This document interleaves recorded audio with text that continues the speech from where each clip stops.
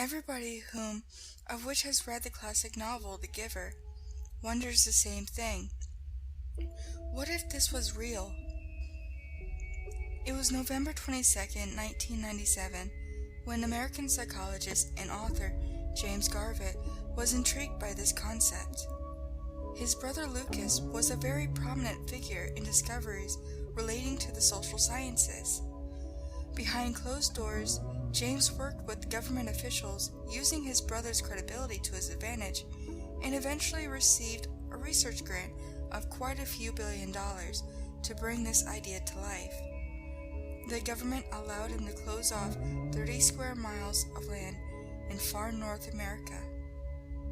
While they could not do such things as remove all color and weather, they did the best they could. In January of 2004, this area of land was closed off and labeled Area 93.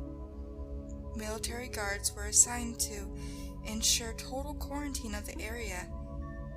The experiment was officially named Project 49, but was most commonly referred to as the Giver experiment.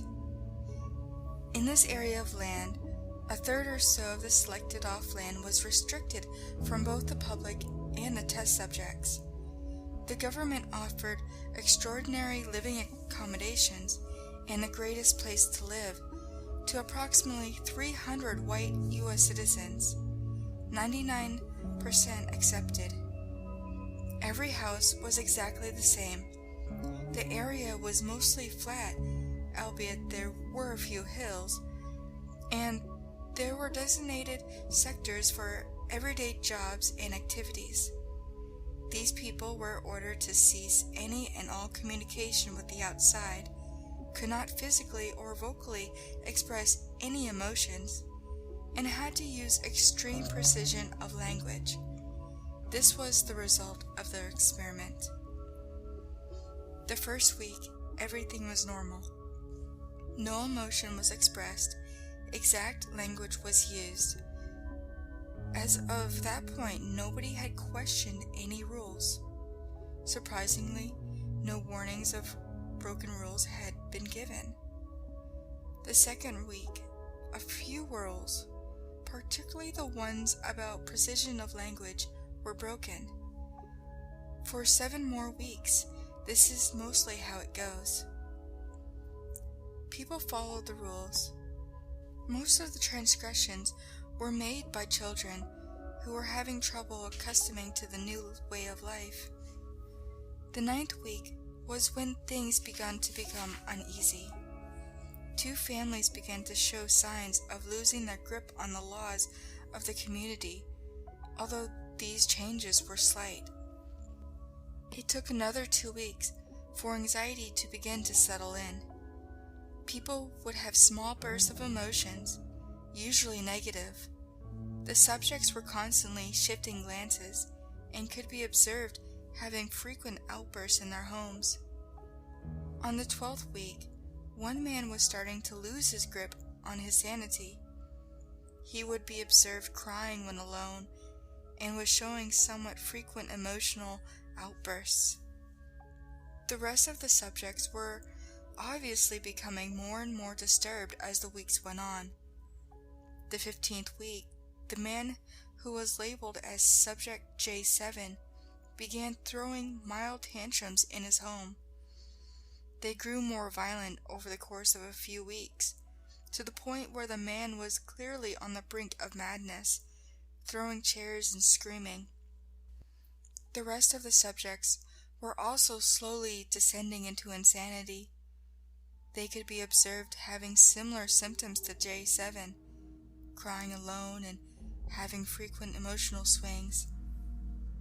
27 weeks into the experiment, J7 had gone over the edge.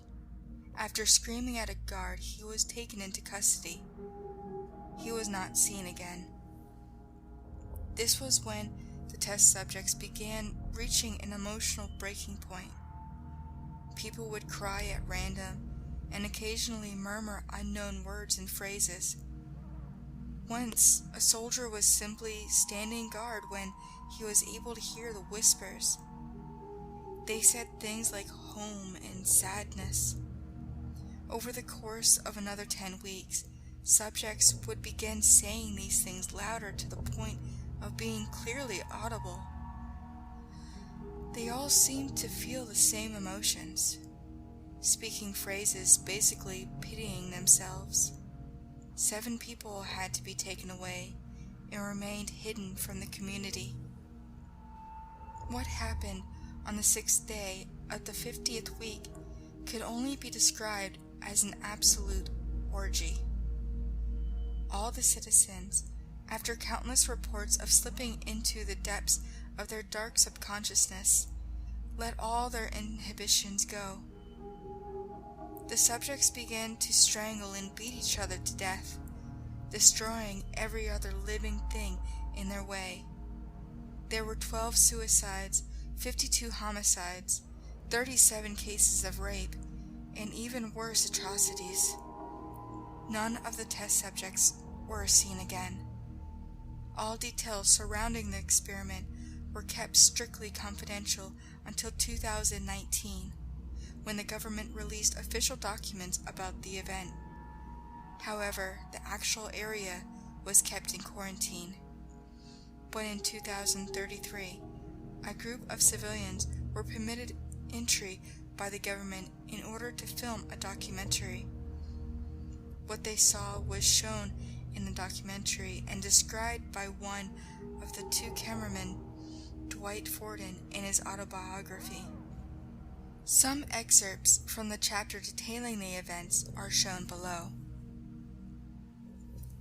It was the most disturbing thing I'd ever seen.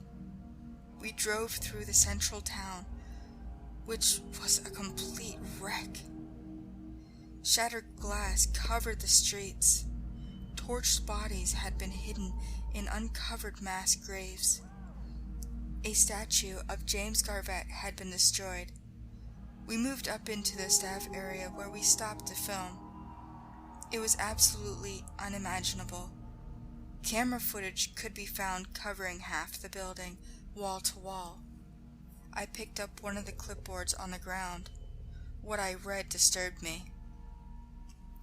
Joshua Stone, age 54, behavior, violent. Alexis Latrivina, age 23, behavior, odd, anxiety inspired. Louise Hosna, age 37, behavior, modest, calm. My eyes scrolled down the page, horrified. The same thing over and over. They had been stalking these people. We finally came to the central building, in the center of the community. There was very little of note, just average government stuff. I was searching for something worthy of putting on camera when I found a piece of typed paper. I picked it up. I got the same gut-wrenching feeling that had come from the lab. All subjects scheduled for eviction should be taken to the eviction room on the following dates. Alexander Kingsley, 14-7-04. Lucas Ledding, 14-7-04. I wondered aloud, what the hell is this? And asked the military folks escorting us where the eviction room was. They said they'd show us, and I readied my camcorder. The other filmmakers and I followed until we reached a door with the maximum required security level. The soldier simply kicked the glass door, breaking it, and we walked through. There was another door, except this one was metal. The sergeant leading the escorts slowly struggled to slide the metal door, but he managed. The door stayed open, as there was no electricity wired to it in order to close it. I suddenly learned what eviction was. The room was absolutely huge, made of solid white marble. The half of the room we stood on was completely normal. The other side was covered with mounds of corpses, each with bullet holes in them. The walls and floor were both covered in dry blood in a splattered pattern. We slowly walked up. I walked along the perimeter about a foot away from the bodies. Most of them had a small identification over the chest, but those were where most of the wounds were located. I did notice one corpse, however, where the bullet had missed its mark. The identification simply read J7.